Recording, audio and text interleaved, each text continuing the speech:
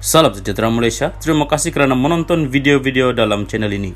Sebelum kita mula, jangan lupa untuk tekan tombol subscribe, share, like, dan komen.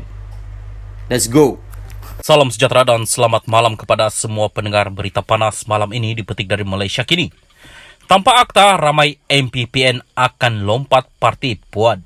Berita penuh, Ahli Majlis Tertinggi UMNO Puad Zarkashi mengingatkan Ketua Penerangan PN Wan Saiful Wan Jan bahawa akta lompat parti telah menyelamatkan pemimpin parti itu daripada melompat parti.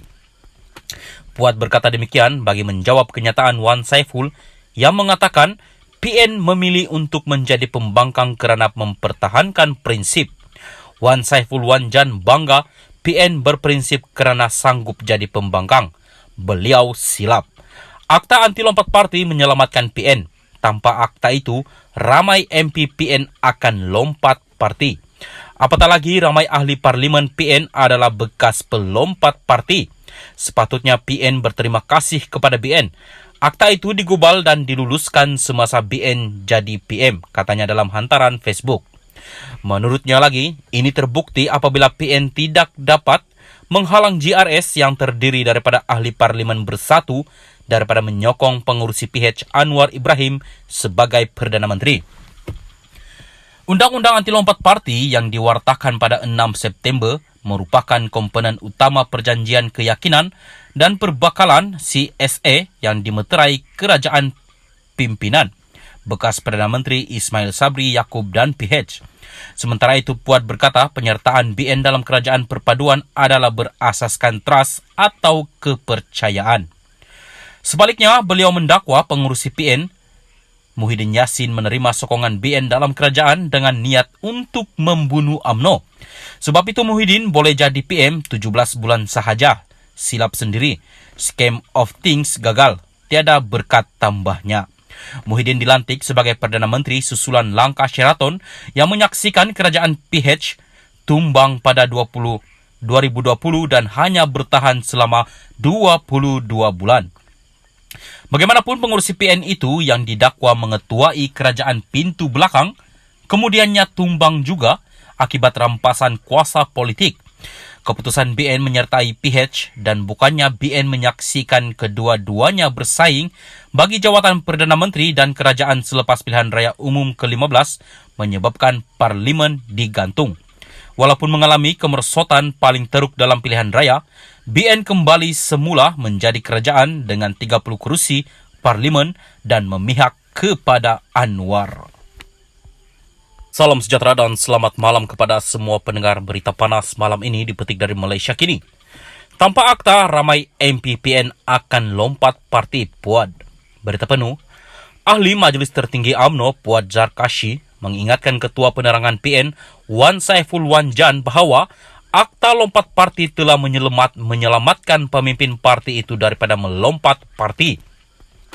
Puad berkata demikian bagi menjawab kenyataan Wan Saiful yang mengatakan PN memilih untuk menjadi pembangkang kerana mempertahankan prinsip.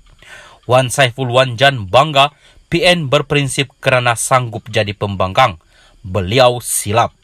Akta anti lompat parti menyelamatkan PN.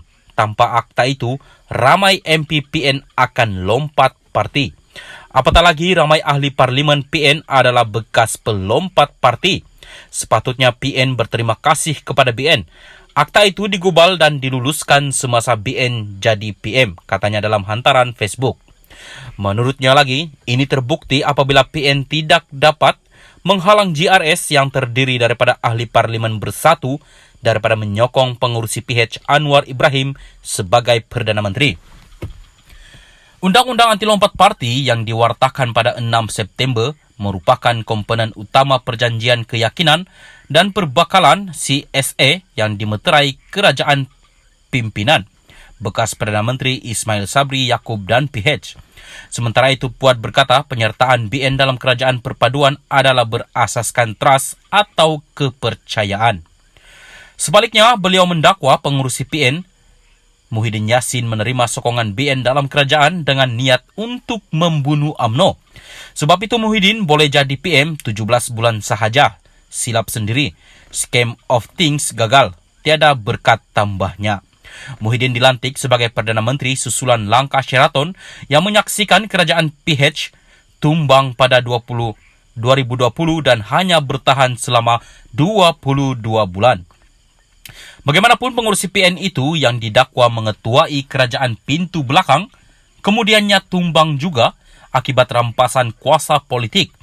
Keputusan BN menyertai PH dan bukannya BN menyaksikan kedua-duanya bersaing bagi jawatan Perdana Menteri dan kerajaan selepas pilihan raya umum ke-15 menyebabkan Parlimen digantung. Walaupun mengalami kemerosotan paling teruk dalam pilihan raya, BN kembali semula menjadi kerajaan dengan 30 kerusi Parlimen dan memihak kepada Anwar.